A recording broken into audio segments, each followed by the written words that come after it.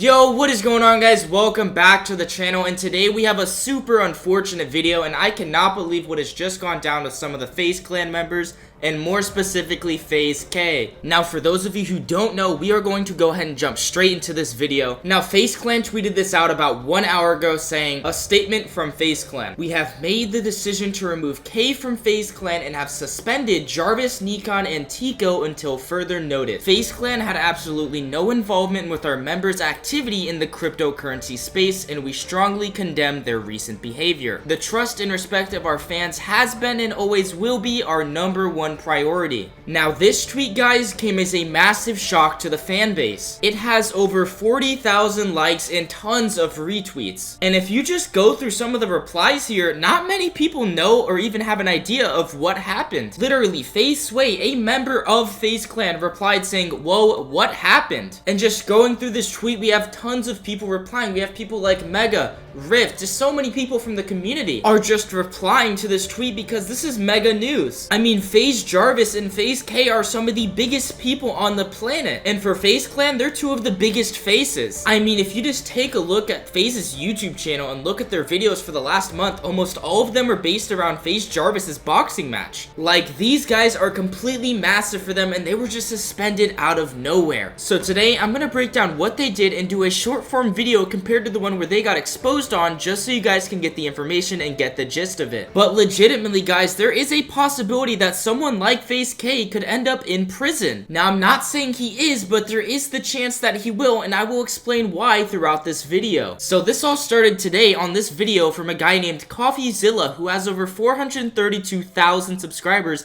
and until today, I've never heard of this guy. So he posted this video titled, "This massive influencer scam just got worse." And even at this very moment right now, it still only has 78,000 views, despite there being a FaZe clan tweet kicking their members with over 40,000 likes. Way more people have seen that tweet than they have seen this video, which is why nobody really knows what's going on besides the 78,000 people who have seen this video. And I have thoroughly watched this video multiple times, and today I'm going to break down what really happened. So in this video, FaZe K, FaZe Jarvis, Teeqo, and Nikan were all called out, including some other massive influencers for working with cryptocurrency and what seems like scamming their own fans. Now, this scam was in a form of what people call pump and dump. It's where someone creates a cryptocurrency and then everyone hypes it up like it's gonna be this insane thing when it gets released, so be sure to go buy some and go crazy on it, and as soon as it's released, boom, all the guys with the actual stocks in it sell it off so that people like yourself who put maybe $50 into it is now worth like $10 because all of the guys who put really big amounts of stock or currency into that crypto sold everything right away after they pumped it up.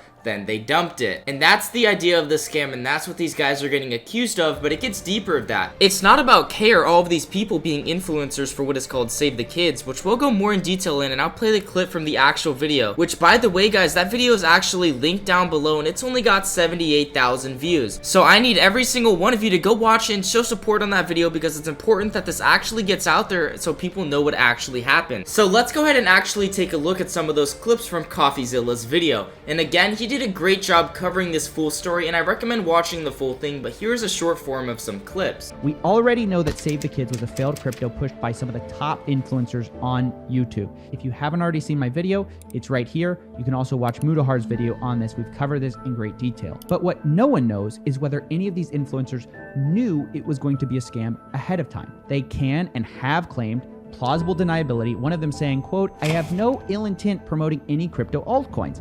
It was all a big mistake. They're victims just like the other people." Today, I will be showing that this was a complete lie. So as you guys can see, CoffeeZilla claims that K and maybe some of these other guys lied about actually being victim, and that they were actually involved in this behind the scenes on this crypto called Save the Kids. Now, what's crazy is that this whole entire Save the Kids cryptocurrency did a huge social media push. They even had an official commercial which involves some of the most A-list YouTubers you guys have ever heard of, such as RiceGum. So let me go ahead and play that so you guys can hear that commercial. I mean, I'm sure these influencers love kids as much as the next guy, but you're not going to do a commercial like this for free. My name's Frazier. My name's Jarvis. I'm Teeqo. I'm Riceca. I'm Nikan. And I support Save the Kids token. Save the Kids token. Save the Kids token. Save the Kids token. Save the Kids token. So it's a pretty weird thing that these guys would come out and do this commercial, as Zilla said, for free. You wouldn't expect them to do all this without getting paid, which was claimed that they didn't have any currency in the Save the Kids stock. But actually they did, and CoffeeZilla goes in on this more in his video, which again, I can't stress it enough that you guys need to go watch that full video. I get it, if you don't have enough time, you can just watch this and get the gist of it, but if you want to understand everything, he explained it perfectly, and it was a 37-minute well put video. Okay, so now that you guys kind of understand that this was a scam, and you might get the idea on how, you might be thinking, well, how much did they actually scam? And it's a really shocking number that people who have a reputation like FaZe K would risk what they have for the little amount that they made through this. Now, some of you may think that it's actually a lot, which in the grand scheme of things, yes, it is a decent amount of money, but for someone like FaZe K, who is quite literally making millions and millions of dollars every single year from multiple different revenue streams, it's just shocking. Take a look at this footage again from CoffeeZilla's YouTube video. Roll it. Now that we know how these influencers, spent these coins when they sold them, I wanted to count up how much you can make from a rug pull like this, right? That was one of our big questions. So I called up my buddy, Some Ordinary Gamers, to help me calculate how much someone like FaZe K stands to make from these crypto promotions. We crunched the numbers by counting how many tokens he sold times the price at that time. And we got a rough estimate of how much you stand to make. So really, really rough estimate. When you look at the point of sale around the 6th, when the actual thing was going on, the peak of it, I think each calculation ended up being around 29,000, 30,000 if we're being a little bit more liberal on that.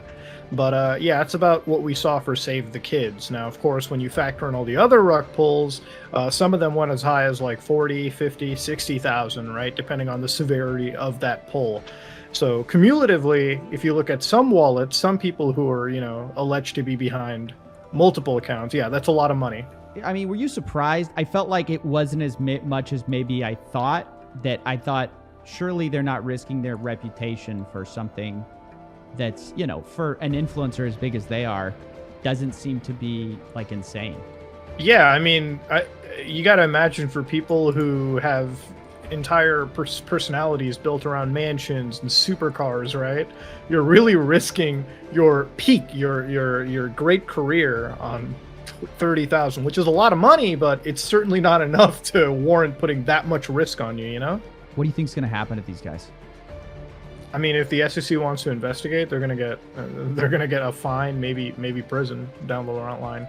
I mean, the government doesn't screw around when it comes to financial crimes. That I think we know. I just don't know why they'd be willing to do this and risk their entire reputations for that amount of money. Like I said, they make millions of dollars, and it just doesn't make sense in my head. So I don't want to believe it at first, but as you watch CoffeeZilla's video, you start to understand that there just is no other answer. CoffeeZilla did so much digging, and every single time it leads back to FaZe K, and there's even mystery characters that are created throughout the story. A guy named H, a guy named Lucas, a guy named Manny, but none of them really exist. All of their accounts were really created in the last month, and they all eventually lead back to FaZe K. And one of these characters' names is Manny, and at one point FaZe K denies to CoffeeZilla that he doesn't know any Manny or who that is. But he is then caught with a picture that he sent to someone to prove that it really was FaZe K working on this project, and the piece of paper said Manny. Just take a look at this clip. Now, I confronted FaZe K on this and asked him how he knew Manny and who Manny was. He denied knowing him. He said, "I believe he is a friend of the dev," or a dev?